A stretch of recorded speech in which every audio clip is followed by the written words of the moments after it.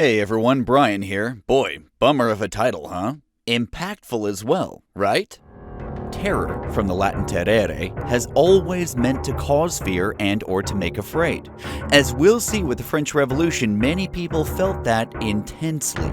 But why? How did an Enlightenment-inspired revolution against hundreds of years of absolute monarchy and endorsed by Thomas Jefferson morph into an event with the word terror?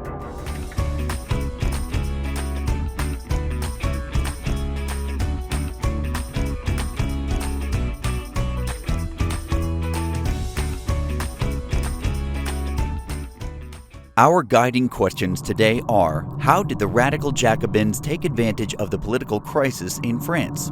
And what was the Reign of Terror, and how did it end?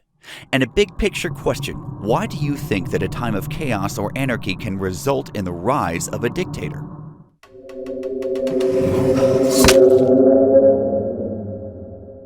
There's an old saying, "In chaos lies opportunity." This could have been the motto of the Jacobins, or the left side of that hall we talked about in a previous lesson. They were born from an intellectual society which met at a former convent named for St. Jacob, hence Jacobins.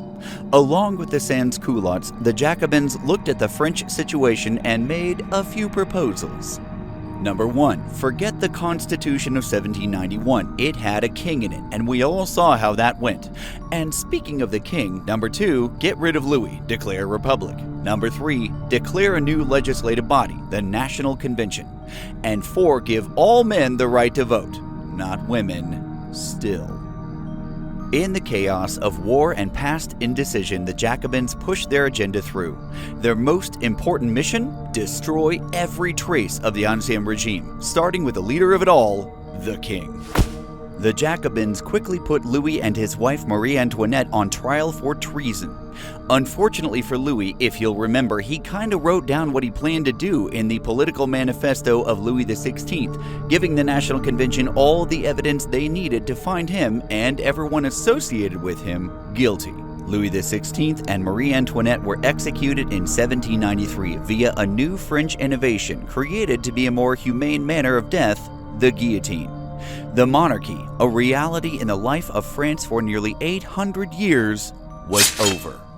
Throughout this revolution, Louis had multiple opportunities for action.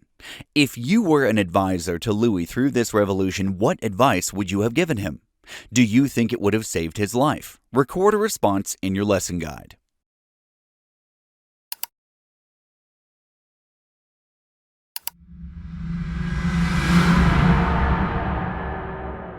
In all this chaos, did you remember that there's a war on? Oh yeah, Prussia and Austria were attempting to restore a monarchy to the French throne, or at least tamp down democratic tendencies lest they spread to other countries.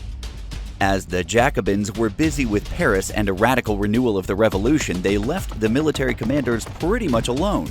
This surprisingly resulted in a massive French victory at the Battle of Valmy in late 1792. This victory volcanically increased the terror of revolution among the European elites. Britain, Holland, and Spain declared war against France as well. This, combined with the execution of the king, angered the common people of France, who still didn't have enough to eat, by the way.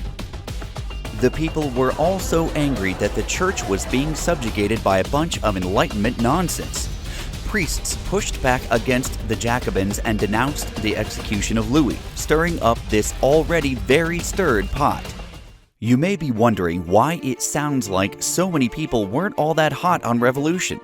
The fact is, it's probably safe to say that a majority in France didn't know and perhaps didn't care all that much about the rise of Enlightenment ideals. They wanted to be able to eat the food they grew, go to church, and raise a family.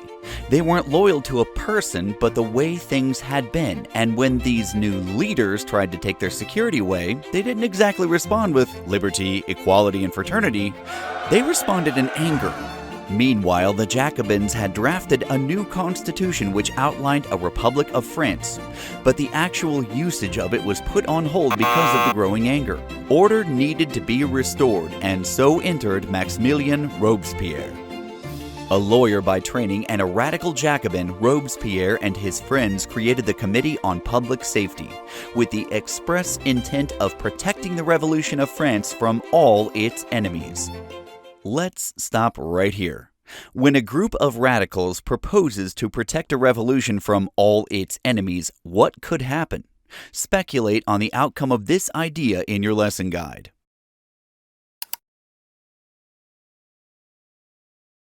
Remember, Robespierre, the Jacobins, and the committee wanted to wash away every single trace of the Ancien regime, and using the priests' pushback as a convenient excuse, closed the churches as the Catholic religion was part of the old ways. Robespierre would eventually create the cult of the Supreme Being, which was meant to promote a nationalized, more patriotic, and Enlightenment version of religion. This wasn't enough, however. The committee also created the new Republican calendar, which made every week 10 days long and eliminated Sunday. Religion, remember? Changed the names and the days of each month, giving every day a name such as harvest or turnip. Decimalized, telling time and money.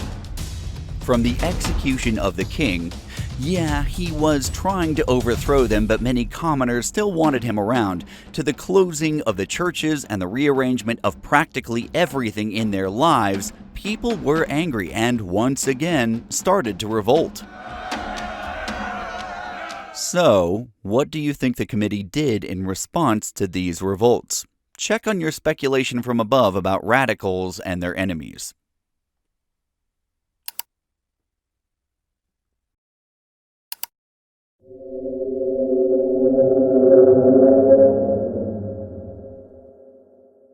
Robespierre, who in his life as a lawyer earned the nickname the Incorruptible, believed that all these changes were a necessary part of the continuing revolution. If you didn't think that they were good, you were a danger to the French people and you would be silenced. From early 1793 through July 1794, the newly formed Revolutionary Tribunal held quick trials, most with scant evidence and paid witnesses, passed quick judgments, and sent thousands of counter-revolutionaries to the guillotine. While Robespierre's motives are almost impossible to determine, among those executed were his chief rivals among the Jacobins, Jacques Hébert and Georges Danton, silencing opposition to his policies. When you execute those in your own party, political rival or no, people begin to think something's really wrong. These fears were more than confirmed on 8 Thermidor, Year 2, or July 26, 1794. Robespierre made a speech in the National Convention, stating that numerous people within the Jacobins and the Convention were internal enemies, conspirators, and calumniators.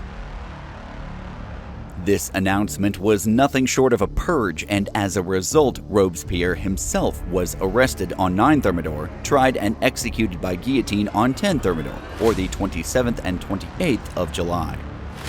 By the end of this year-long reign of terror, 16,594 official death sentences had been dispensed, 2,639 were in Paris alone, and an additional 10,000 died in prison without trial. The innumerable mobs of people across the country taking counter-revolutionary justice into their own hands may very well have pushed this number into the tens of thousands. So through all of this, how did France end up here at the end of a year of insanity? Take a moment and craft an answer in your lesson guide. Additionally, considering our big picture question, what do you think happened after the fall of Robespierre?